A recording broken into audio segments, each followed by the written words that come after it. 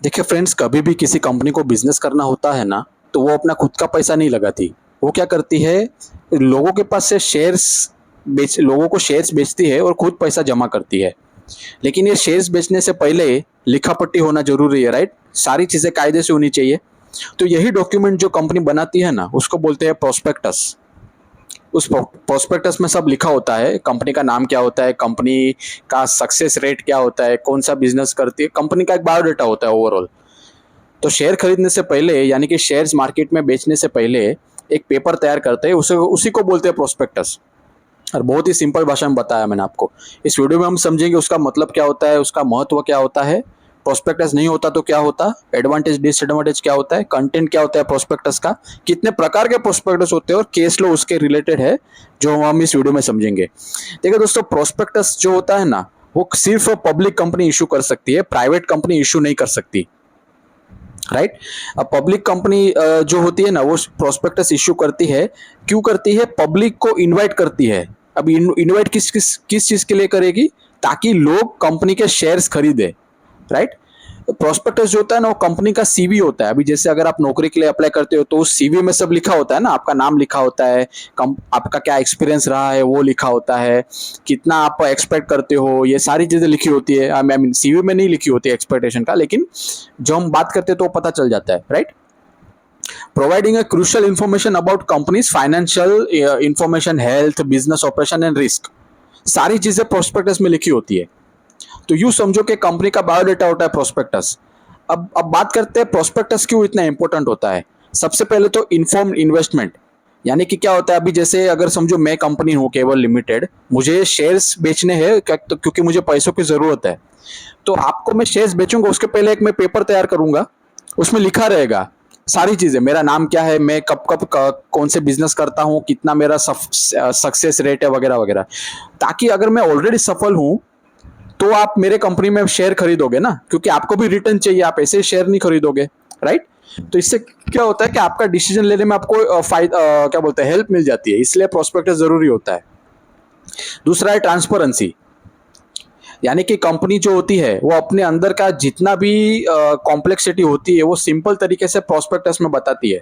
Company में क्या risk है, क्या क्या कंपनी का बिजनेस है, क्या क्या कंपनी का, मतलब क्या बोलते हैं, बिजनेस क्या होता है, कंपनी की फाइनेंशियल हेल्थ क्या होती है, कंपनी कैसे ऑपरेट करेगी, उसके रिस्क क्या होते हैं, यानी कि कॉम्पिटिटर कौन कौन है, वगैरह वगैरह। थोड़ा ऐसा आपको एक आइडिया आ जाएगा, तो इसके लिए ट्रांसपेरेंसी हो जाती है। तीसरा है इन्वेस्टर्स प्रोटेक्शन, यानी कि क्या होता है, कंपनी जब प्रोस्पेक्टस इशू करती है ना, जब मार्केट में शेयर्स बेचने होते हैं, तब कंपनी प्रोस्पेक्ट इशू करती है, राइट? तो इससे क्या होता है, प्रोस्पेक्टस में सारी चीजें लिखी होती है कि कंपनी का क्या नाम है, क्या आता पता है, क्या बिजनेस करती है, कितना उसको शेयर कैपिटल, मतलब कितना उसके पास पैसा रहेगा, वगैरह वगैरह। तो आपको क्या होता है, आपको एक प्रोटेक्शन मिलेगा कि हाँ, आपको एक तसल्ली रहेगी कि भाई अगर हम आप पैसा रोक रहे हो कंपनी में और किसी कंपनी का शेयर खरीद रहे हो, तो आपका रिटर्न आने का चांस जो है वो अच्छा है। अब बात करते हैं प्रोस्पेक्टस अगर नहीं होता तो क्या होता। देखो, without prospectus investor would have limited information about companies financial situation and risk, right? अगर प्रोस्पेक्टस नहीं होता तो आपको कंपनी के बारे में ज्यादा कुछ पता नहीं होता, राइट? कंपनी क्या करती है, कैसे करती है, उसका फाइनेंशियल पोजीशन क्या है। वो जो शेयर होल्डर है, शेयर होल्डर कौन होता है? जो कंपनी के शेयर खरीदता है। कंपनी के शेयर क्यों खरीदेगा? पैसा रिटर्न आने के लिए, प्रॉफिट करने के लिए, प्रॉफिट जनरेट करने के लिए, राइट? तो आपको एक पता चलेगा कि आपको पता ही नहीं चलेगा कि कंपनी का रिस्क क्या है, राइट? तो इससे क्या होता है, फ्रॉड एक्टिविटी बढ़ जाती है। Company could mislead investors with false and incomplete information. Prospectus में सारी चीजें लिखी होती है, अगर प्रोस्पेक्टस कंपनी बनाती ही नहीं, तो आपको कंपनी के बारे में इंफॉर्मेशन होती ही नहीं, राइट? दूसरा है इरेशनल जजमेंट। अब इरेशनल जजमेंट मतलब क्या होता है, जैसे मैंने आपको यहाँ पे बताया, इन्फॉर्म इन्वेस्टमेंट। जब आपको कंपनी के बारे में सब पता होता है ना, तो आप अच्छे से उसका ये करते हो, क्या बोलते हैं, आपको पता चलता है कि भाई शेयर खरीदना है कि नहीं खरीदना है। लेकिन यहाँ पे क्या होता है, अगर प्रोस्पेक्टस होता ही नहीं, तो आपको जजमेंट लेने में बहुत डिफिकल्ट पड़ता है कि भाई मैं शेयर खरीदूं या नहीं खरीदूं, वगैरह वगैरह, राइट? क्योंकि आपको पता नहीं चलता कंपनी का एक्चुअली सिचुएशन क्या है, राइट? तो तीसरा है मार्केट इंस्टेबिलिटी। अभी प्रोस्पेक्टस बनेगा ही नहीं, तो लोगों को पता ही नहीं चलेगा कंपनी का क्या सिचुएशन है, तो इसलिए मार्केट इनस्टेबल रहेगा, कंपनी को चाहिए उतना शेयर्स ही नहीं मिलेगा, और आप शेयर खरीद भी नहीं पाओगे अगर आपको खरीदना है, क्योंकि आपको डर लगेगा कि ये कंपनी फ्रॉड्यूलेंट है, वो अपने बारे में इंफॉर्मेशन बता ही नहीं रही है, राइट। अब बात करते हैं प्रोस्पेक्टस का एडवांटेजेस क्या होता है। सबसे पहले तो इन्वेस्टर को प्रोटेक्शन मिलता है, क्योंकि कंपनी अपने बारे में सारी चीजें डिस्क्लोज कर देती है, तो आपको भी भरोसा रहेगा कि हाँ नहीं ये कंपनी जेन्यून लगती है और सब बराबर चल रहा है अंदर। दूसरा है मार्केट ट्रांसपेरेंसी। जब कंपनी अपने बारे में खुल के बताती है लोगों को, तो आपको मार्केट में, अगर आप शेयर मार्केट में उतरोगे, बिजनेस अपना इन्वेस्टमेंट करोगे, तो आपको एक ट्रांसपेरेंसी मिलेगी। तीसरा है फेयरनेस। कंपनी का ड्यूटी है कि वो सब चीज आपको बताए, फायदा क्या हो सकता है, नुकसान क्या क्या हो सकता है, कंपनी की फाइनेंशियल पोजीशन क्या है, राइट। चौथा है इकोनॉमिक ग्रोथ। कंपनी का इकोनॉमिक ग्रोथ भी आपको पता चलेगा, ये उसके सबसे बड़े फायदे हैं दोस्तों। अब बात करते हैं डिसएडवांटेज क्या होते हैं प्रोस्पेक्टस के। सबसे पहले तो ये बहुत कॉस्टली होता है दोस्तों। प्रोस्पेक्टस जो होता है ना वो बहुत ही कॉस्टली होता है, क्योंकि उसमें समझो 500 पेजेस होते हैं एक प्रोस्पेक्टस में। 500, 400, 300, 600 डिपेंड होता है कंपनी का कितना बड़ा डॉक्यूमेंट है। तो ये बहुत ही कॉस्टली होता है, हर चीज का जेरोक्स निकालो, प्रिंट आउट का खर्चा कितना होता है आपको पता ही होगा। दूसरा है टाइम कंज्यूमिंग है, सॉरी मैंने थोड़ा ये गलती से ऊपर हो गया है, टाइम कंज्यूमिंग दूसरा ये होता है, क्योंकि 500 पेजेस को बनाना बहुत मुश्किल होता है दोस्तों। प्लस उसको बनाने के बाद भी उसको 100 बार चेक किया जाता है ताकि कोई गलती ना रह जाए। 500 पेजेस को बनाना बहुत ही टाइम कंज्यूमिंग होता है। तीसरा, रेगुलेटरी बर्डन। अभी अगर बराबर प्रोस्पेक्ट नहीं बनाओगे तो कंपनी को भी तकलीफ होता है ना भाई, रूल्स एंड रेगुलेशन के हिसाब से चलना पड़ता है, राइट। तो ये सारी चीजें इसमें है। अभी आगे बढ़ते हैं तो प्रोस्पेक्टस, अभी मैंने अब तक आपको क्या बताया, प्रोस्पेक्टस एक डॉक्यूमेंट होता है जो कंपनी अपने बारे में बनाती है ताकि वो शेयर्स बेच सके मार्केट में, और जो शेयर होल्डर है यानी कि जिसको पैसा कंपनी के अंदर रोकना है वो शेयर खरीद सके। लेकिन कंटेंट क्या होता है, यानी कि प्रोस्पेक्टस के अंदर एग्जैक्टली लिखा क्या होता है वो मैं आपको बताता हूँ। कंपनी के बारे में इंफॉर्मेशन होती है, जैसे नाम, एड्रेस, कॉन्टैक्ट, कौन कौन से अंदर लोग है, सेक्रेटरी कौन है, ऑडिटर कौन है, कंपनी का लीगल एडवाइजर कौन है, सारी चीजें लिखी होती है। दूसरा है issue dates, start and end dates of for the offer, company कब अपना शेयर मार्केट में उतारेगी और कब ये शेयर्स बेचना खत्म होगा, कौन सी तारीख को खत्म होगा, और स्टार्ट कब होगा, खत्म कब होगा, ये लिखा होता है। तीसरा है ये अप्रूवल्स, यानी कि कंसर्न बोलते हैं, डायरेक्टर का और ऑडिटर है, फिर अदर जो भी मुख्य लोग होते हैं कंपनी में उन लोग का अप्रूवल हो है कि नहीं वो पता चलता है। चौथा है अथॉरिटी एंड रेगुलेशन, राइट, जो लीगल अथॉरिटी है, एंड रिजोल्यूशन है, रिजोल्यूशन जो है फॉर इशू, ये सारी चीजें भी ध्यान में रखनी पड़ती है। चौथा है बैंक अकाउंट, कौन से बैंक अकाउंट में अगर कंपनी के शेयर्स आप खरीदते हो तो कंपनी के पास पैसा जाएगा ना, तो आपके जो जनरल पब्लिक का, आम जनता का जो पैसा है वो कौन से बैंक अकाउंट में रखा जाएगा वो लिखा होता है। प्रीवियस इश्यूज, भूतकाल में कौन कौन से कंपनी ने कितने पैसे लोगों से उठाए थे वो लिखा होता है, राइट। सारी चीजें देखो, अलॉटमेंट डिटेल्स होती है, शेयर कैपिटल यानी कि कितना टोटल शेयर कैपिटल अमाउंट है, कैपिटल का स्ट्रक्चर कितना है, आई मीन कैसा है, ऑफर ऑब्जेक्ट यानी कि पर्पस, यानी कि पैसा क्यों जमा कर रही है, यानी कि कंपनी किस बिजनेस करने के लिए पैसा जमा कर रही है, ये सारी चीजें लिखी होती है। बिजनेस की डिटेल होती है, business details, objectives and location. Risk factor, यानी कि कंपनी को कौन से रिस्क है, राइट। अगर समझो मैं केवल लिमिटेड कंपनी हूं, मुझे वेफर बनानी है, लेकिन मुझे पैसे की जरूरत है, मैं शेयर्स बेच रहा हूं ताकि आप खरीद पाओ, राइट। तो आप उसमें लिखा होता है प्रोस्पेक्टस में कि मुझे कौन कौन से रिस्क है। अभी वेफर की बहुत सारी कंपनियां हैं तो ये मेरे रिस्क है क्योंकि वो मेरे कॉम्पिटिटर हो गए, right. Subscription information, minimum subscription and amount and premium details, ये हो गया। डायरेक्टर्स इन्फॉर्मेशन हो गया, कौन कौन से डायरेक्टर है वो उनके बारे में लिखा होता है। मेंबर जो है अंदर कंपनी के, उसकी लायबिलिटी क्या है, अगर बिजनेस में कोई क्या बोलते हैं लॉस हो गया तो लायबिलिटी कितनी है लोगों की। फाइनेंशियल रिपोर्ट, यानी कि ऑडिटर्स रिपोर्ट होता है, प्रॉफिट एंड लॉस का रिपोर्ट होता है ईयरली बेसिस पे, राइट। बिजनेस रिपोर्ट होता है, कंप्लायंस स्टेटमेंट होता है, कंपनी सारी रेगुलेशन फॉलो कर रही है नहीं कर रही वगैरह वगैरह। सिग्नेटरीज, यानी कि कंपनी के name of the people who sign and how many shares are they subscribe to, मतलब सारी चीजें लिखी होती है। ये देखिए दोस्तों, बहुत ही क्रिस्प लैंग्वेज में मैंने बताया हूं आपको कि क्या क्या होता है। अब सबसे मेन बात दोस्तों, टाइप्स क्या होते हैं प्रोस्पेक्टस के। सेल्फ प्रोस्पेक्टस, ये पहला प्रकार है प्रोस्पेक्टस का, सेल्फ प्रोस्पेक्टस, राइट। ये जो प्रोस्पेक्टस होता है ना दोस्तों, वो बहुत ही लंबे समय के लिए चलता है, 1 साल तक वैलिड होता है। अगर कंपनी जनवरी 2024 में प्रोस्पेक्टस बनाती है तो दिसंबर तक वैलिड रहेगा, और यही प्रोस्पेक्टस से वो बार बार शेयर इश्यू करती रहेगी। जैसे मैंने आपको पहले बताया था कि प्रोस्पेक्टस 500 पेज का होता है, तो जब जब कंपनी अपना शेयर मार्केट में बेचेगी तब तक प्रोस्पेक्टस बनाएगी, तो उसमें बहुत टाइम जाता है। तो सेल्फ प्रोस्पेक्टस का फायदा ये है कि एक बार वो 500 पेज का गड्डी बन गया, यानी कि जो प्रोस्पेक्टस है 500 पेज का वो बन गया, तो फिर उसी डॉक्यूमेंट को यूज करके कंपनी जो है बार बार शेयर्स इश्यू कर सकती है। इससे क्या होता है, कंपनी का समय भी बचता है, और कंपनी का जो मेन उद्देश्य है, यानी कि जो ऑब्जेक्ट है पैसे जमा करना और बिजनेस करना, वो फुलफिल हो जाता है आसानी से, right. Share सर्वल time issue instead of creating a new prospectus each time saves time and money. यहाँ पे क्या होता है, बार बार प्रोस्पेक्टस बनाएगी तो टाइम भी कंज्यूम होता है और पैसा भी खर्चा होता है, क्योंकि प्रिंट आउट करो उसको, फिर जो लीगल जो लोग होते हैं उनको प्रोस्पेक्टस बताओ ताकि कोई प्रॉब्लम हो तो बच जाए, तो उन लोग को भी फीस देनी पड़ती है, फिर बहुत ही अलग अलग मगजमारी होती है। तो इससे क्या होता है, बच सकती है। अब ऐसा बोला जाता है कि दोस्तों मैक्सिमम 4 बार कंपनी इशू कर सकती है। अभी जैसे समझो 2024 जनवरी 2024 में प्रोस्पेक्टस बनाया कंपनी ने, तो दिसंबर तक 2024 तक वैलिड रहेगा, राइट। यहां तक आपको समझा।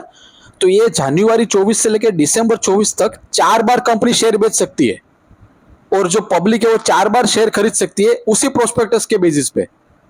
समझा आपको, ये बहुत ही आसान भाषा में बता रहा हूं। अब बात करते हैं ड्यूरिंग द सेकेंड और सब्सिक्वेंट ऑफर। ये मैंने आपको क्या बताया यहाँ पे, जो अभी जैसे एक बार सेल्फ प्रोस्पेक्टस बन गया, पहली बार कंपनी ने शेयर इशू कर दिया, अभी जैसे 4 बार कर सकती है ना prospectus, I mean share issue. तो यहाँ पे क्या होता है, जैसे दूसरी बार ऑफर करेगी ना सिक्योरिटी, यानी कि जो कंपनी दूसरी बार शेयर्स बेचेगी, तो उसमें क्या होता है, छोटे मोटे कंपनी में चेंजेस आ जाते हैं।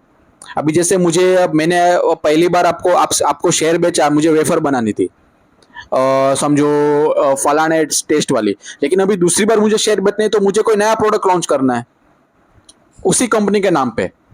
तो मैं क्या करूंगा, ये छोटा मोटा चेंजेस हो गया ना, पहले वेफर बनाता था, अभी दूसरा कुछ बना रहा हूं। मैं आपको एग्जांपल दे रहा हूं, ऐसा आप एग्जाम में मत लिखना, खाली आपको समझ में आए इसलिए बोल रहा हूं। तो ये जो छोटा मोटा चेंजेस है ना, उसको मुझे कहाँ लिखना पड़ेगा पता है, इंफॉर्मेशन मेमोरेंडम में लिखना पड़ेगा। प्रोस्पेक्टस वही रहेगा, जो ये जो सेल्फ प्रोस्पेक्टस बनाया है ना पहला वाला, ये 1 साल के लिए वैलिड है, बराबर है। तो नया प्रोस्पेक्टस बनाने का जरूरत नहीं है। यहाँ पे क्या होता है, जैसे मैं दूसरी बार सिक्योरिटी बेचूंगा मार्केट में, तो मतलब थोड़े बहुत तो चेंजेस आएंगे ना कंपनी में, तो ये जो एडिशनल चेंजेस है वो मुझे इन्फॉर्मेशन मेमोरेंडम में लिखने पड़ेंगे। यहाँ पे क्या होता है, फाइनेंशियल चेंजेस अगर कुछ आता है तो मुझे नया प्रोस्पेक्टस पूरा बनाने का जरूरत नहीं, उसमें बहुत खर्चा होता है, बहुत टाइम जाता है। तो मैं छोटा सा मेमोरेंडम बना दूंगा, उसमें लिखा रहेगा कि भाई इस वक्त ये चेंजेस है। अभी मैं आपको एग्जांपल देता हूं। अभी जैसे एक कंपनी है, उसने एक बार पब्लिक को शेयर बेच दिया, तो यहाँ पे क्या होता है, सिर्फ सेल्स प्रोस्पेक्टस ही जरूरी है। लेकिन जब दूसरा या तीसरी बार शेयर इशू करेगी कंपनी, तो उसमें क्या होता है, information memorandum plus self prospect. क्योंकि दूसरे और तीसरे टाइम में जनरल क्या होता है, कंपनी का अंदर का जो बायोडेटा है वो चेंज हो जाता है थोड़ा थोड़ा, तो वो जो चेंज वाला डेटा है वो इंफॉर्मेशन मेमोरेंडम में डालेगी, राइट। समझ में आ रहा है आपको, information memorandum plus self prospectus. तो ये दूसरी बार और तीसरी बार जब शेयर इशू करती है कंपनी, तो इन्फॉर्मेशन मेमोरेंडम उसमें सारे चेंजेस लिखे होते हैं, लेकिन जो सेल्फ प्रोस्पेक्ट होता है ना, वो वही रहेगा जो पहली बार कंपनी ने शेयर इशू किया था। तो इसमें टाइम और पैसा दोनों बचता है कंपनी का, बार बार 500 पेज का प्रोस्पेक्ट बनाने का जरूरत नहीं है। सिर्फ अगर कोई नया चेंजेस आता है दूसरे तीसरे शेयर इशू में, तो मेमोरेंडम में लिख डालो, खत्म हो गई बात। If the company gets application for buying shares along with an advance payment, and then something important change after receiving the application, they must inform the applicants about the changes. If the applicants want to cancel their application because of the change, the company must return all the money within 15 days. अब मैं आपको एक example देता हूँ। Imagine you applied to buy shares in a company and paid in advance. आपको एक share खरीदना था कंपनी का, और आपने कंपनी को एडवांस में पे कर दिया कि ये ले भाई रख।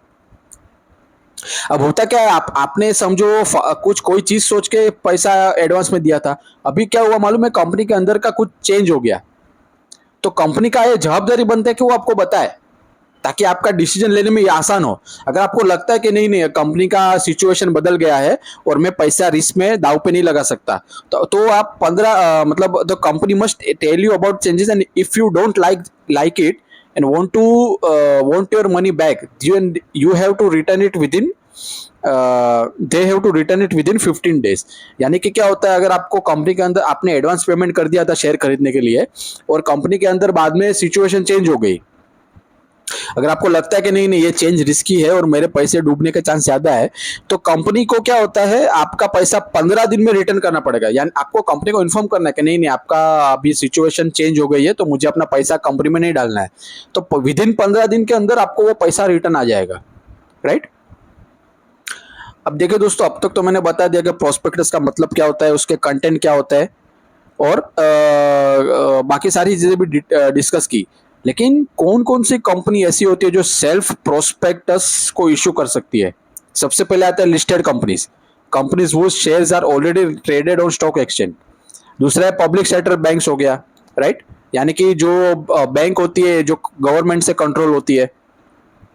तीसरा है non banking and financial companies, financial institutions that provide service similar to the banks but are not full fledged banks।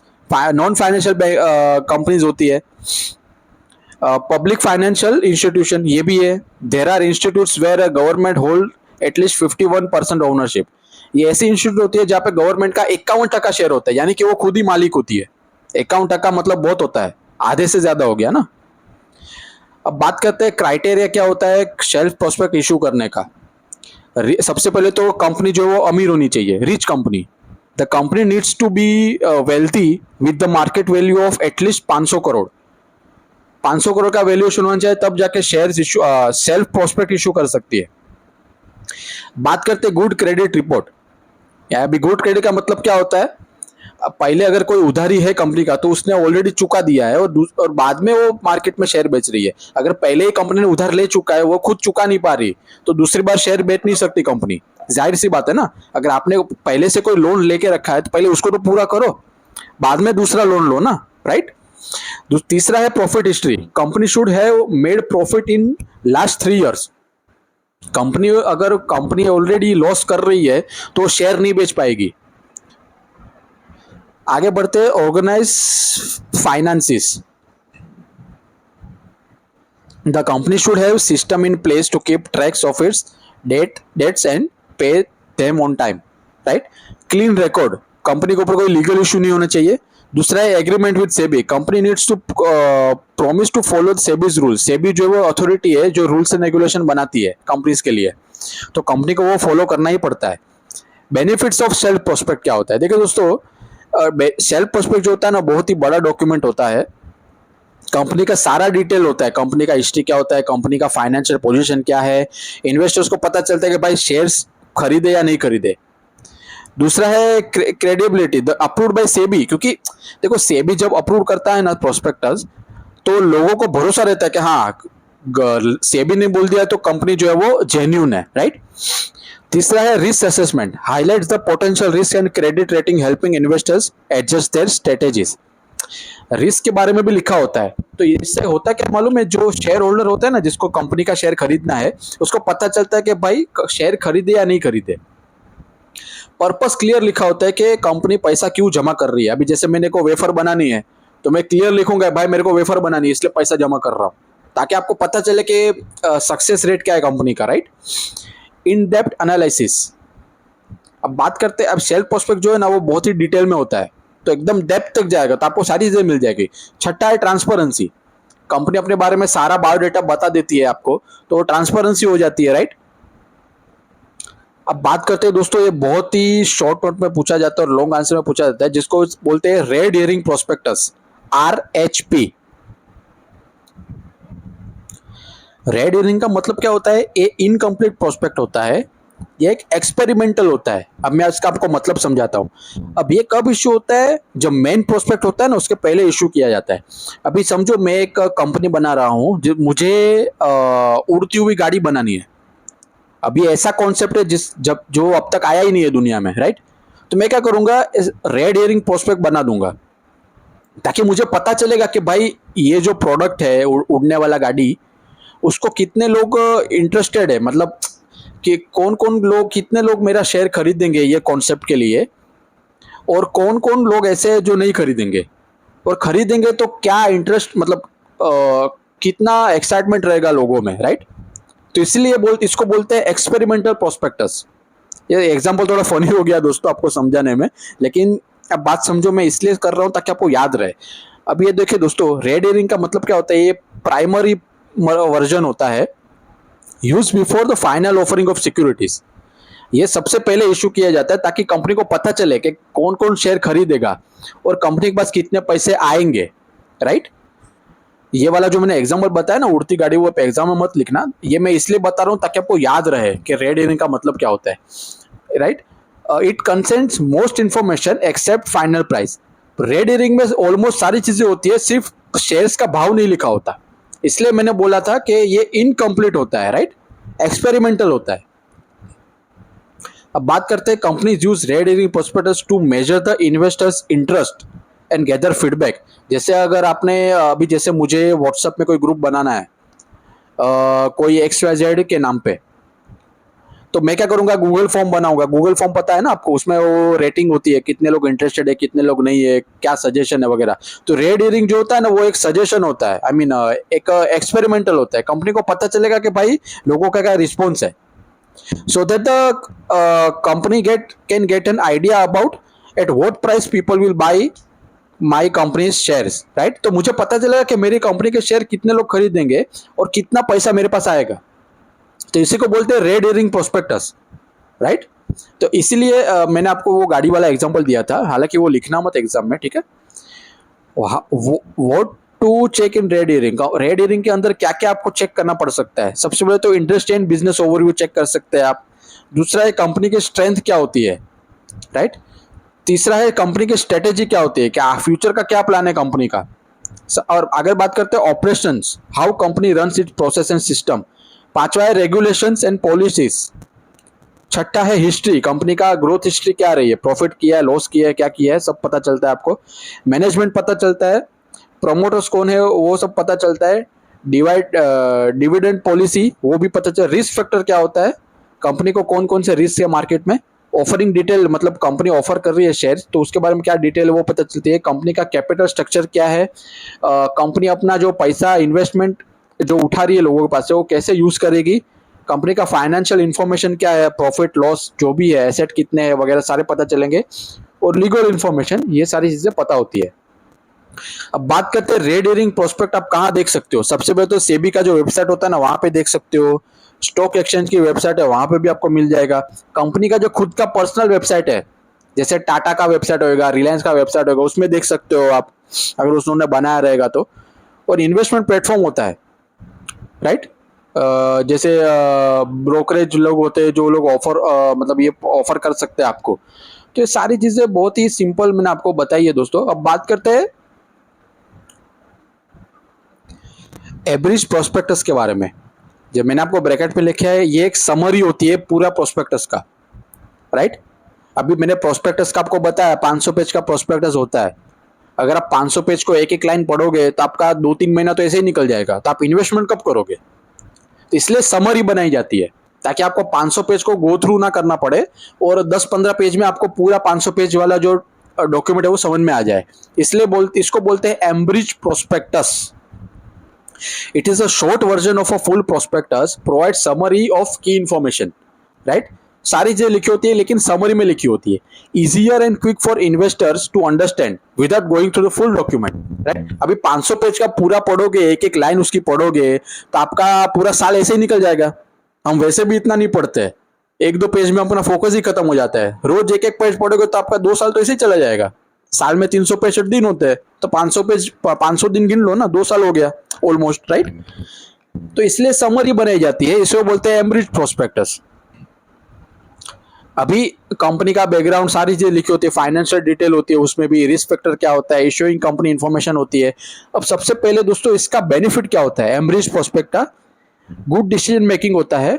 क्योंकि देखो, आपको 500 पेज पढ़ने की जरूरत नहीं है, आपको 15-20 पेज में आपको पूरा 500 पत्ता समझ में आ जाएगा। मेन सारी चीजें होती है समरी में। ट्रांसपेरेंसी हो जाएगी क्योंकि कंपनी सारी चीजें सामने से खुल के बोल देगी। कॉस्ट इफेक्टिव होता है। देखिए दोस्तों, 500 पेज को प्रिंट करने में ज्यादा खर्चा होता है और 10 पेज को प्रिंट करने में कम खर्चा होता है। जाहिर सी बात है ना, इतना कॉमन सेंस सबके पास होता है, राइट। ये प्रोडक्टिव होता है एमरिच प्रोस्पेक्ट। एमरिच प्रोस्पेक्ट क्या होता है, समरी होता है ना, तो ये प्रोडक्टिव ज्यादा होता है। आपका 15-20 मिनट में आपको पूरा कंपनी का जो अंदर का जो स्केलेटन है वो पूरा आपको पता चल जाएगा। तो ये ज्यादा प्रोडक्टिव है कंपेयर विद 500 पेजेस पढ़ने से, राइट। अब बात करते हैं दोस्तों, लास्ट है डीम्ड प्रोस्पेक्ट। नाम में ही आंसर है। डीम मतलब क्या होता है, अज्यूम करना। हम अज्यूम करते हैं कि ये एक प्रोस्पेक्टस है। डीम प्रोस्पेक्ट मतलब क्या होता है, is a document that is treated as a prospectus under certain conditions even thought it isn't issued directly by the company itself. अभी इसको ध्यान से मैं आपको एक बहुत ही आसान भाषा में एग्जांपल देता हूं। When a company use a middleman like another company to offer its shares to public and the document used by the middleman is treated as a company's own prospectus। अब तक मैंने आपको prospectus का क्या बता, अभी जैसे मैं केवल लिमिटेड हूं तो मुझे अगर शेयर्स बेचने मार्केट में तो मैं खुद prospectus मार्केट में दूंगा ना। केवल खुद अपना prospectus देगा क्योंकि मैं केवल लिमिटेड कंपनी हूं।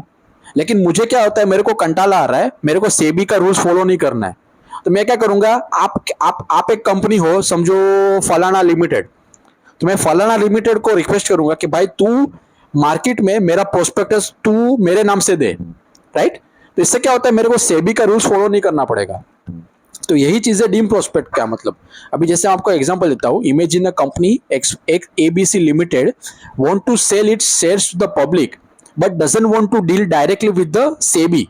सेबी क्या होता है, securities exchange and board of India.